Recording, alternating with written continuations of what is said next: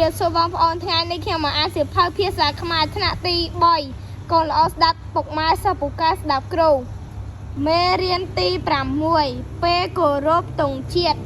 អំណានចូលសូត្រមេសូត្រខាងក្រោមរួចឆ្លើយនឹងសំណួរមេសូត្របទកតេយើងបត់ខេមរាមុនចូលសិក្សា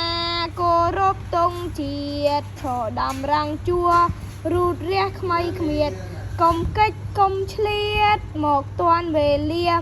ទង់បងហូតឡើងមិននៅចរចើងបើចរចែកគ្នាមាត់ច្រៀងតាមបទភ្នែកមើលជ្វាលាទង់ជាតិប្រជាសន្តានជាតិខ្មែរយើងត្រូវគោរពដោយក្តីសិញ្ជុំសិញ្ចឹងឥតបែនឹកគុណបូពៈបុរសជាតិខ្មែរធ្លាប់មានហោហែតាំងពីយូរយារ